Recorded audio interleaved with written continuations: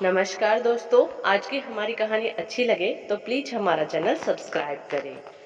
बिटिया, कुछ है क्या खाने को?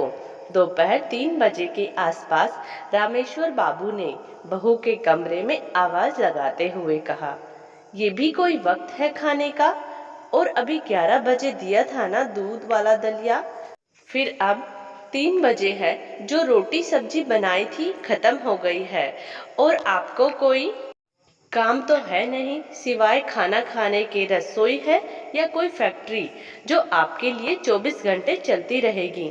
जाइए, शाम को देखेंगे। अभी मेरा फेवरेट सीरियल आ रहा है।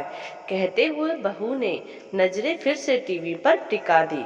रामेश्वर बाबू चुपचाप वहां से अपने कमरे की ओर बढ़ गए।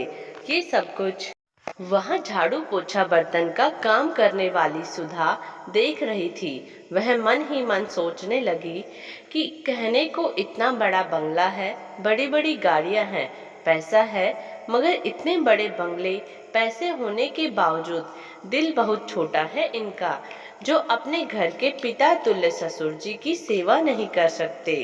कम से कम उन्हें भूखे पेट तो मत रखो। काश अगर मेरे ससुर जी होते तो मैं पिता की भांति उनकी सेवा करती। काम करते करते अचानक उसे स्मरण हुआ, ना जाने कितने फल और बादाम काजू डाइनिंग टेबल पर पड़े पड़े सड़ते रहते हैं और अधिकतर बासी होने पर फेंक दिए जाते हैं। घर के बच्चे उन्हें देखते तक नहीं है, क्योंकि उन्हें फ्रेश चीजें खाने का शौक है। उस पर आजकल वो क्या कहते हैं? हाँ, जंक फूड। वह तो उन चीजों के शौकीन है। ये फल मेवे वह देखकर अनदेखा कर देते हैं। साहब, मालकिन को जहाँ अपने काम और किटी पार्टी से फुर्सत नहीं है, तो वह क्या खाएंगे और क्या देखेंगे? बचे बेचारे बुजुर्ग दादाजी, तो उनका मुंह तो बिना दांतों की बस्ती है। उनकी दाल तो खिचड़ी दलिया से ही गल सकती है, तो वह क्या खाएंगे फल मेवे? तभी कुछ सोचते हुए सुधा का चेहरा खिल उठा।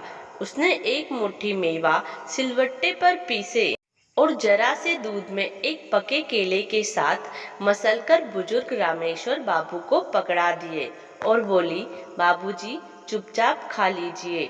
आपको भूख लगी है ना? अब प्यासे को थोड़ा सा पानी मिल जाए तो वो अमृत समान होता है। बुजुर्ग रामेश्वर बाबू भीगी हुई पलकों को साफ करते हुए तेजी से खाने लगे। उन्हें संतुष्टि से खाते हुए देखकर सुधा को भी संतुष्टि मिल रही थी। ऐसे में अब ये रोज का नियम हो गया।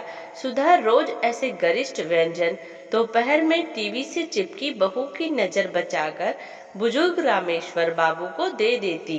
कभी आते जाते बच्चे देख लेते तो सोचते, दादाजी की आंखें कितनी कमजोर हो गई है, जो मम्मी की जगह काम वाली से ना जाने क्या क्या मांग कर खाते रहते हैं।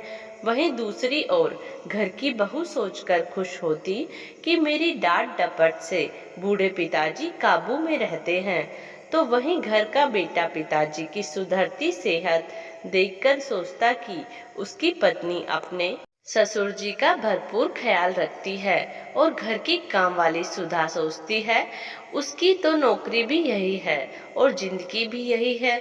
झाड़ू बर्तन करते करते जाने कब सांसें साथ छोड़ जाए। अपने ससुर जी की सेवा करने का सौभाग्य तो उसे मिला नहीं, तो क्यों ना यहाँ घर के बुजुर्ग की सेवा करके कुछ पुण्य भी कर लें। वही बुजुर्ग रामेश्वर बाबू सोचते कि अब सोचना समझना क्या है, दिन ही तो काटने ही है। भूखे रहकर मरने से अच्छा आखिर वक्त में जो सेवा और सम्मान दे रहा है ले लो। और वह अक्सर सुधा को आशीर्वाद देते हुए सोचते, अगले जन्म में भगवान मुझे अमीर बनाना चाहे मत बनाना, बस बेटी देना या बहू देना तो ऐसे सुलझे हुए संस्कारों वाली सुधा जैसी देना।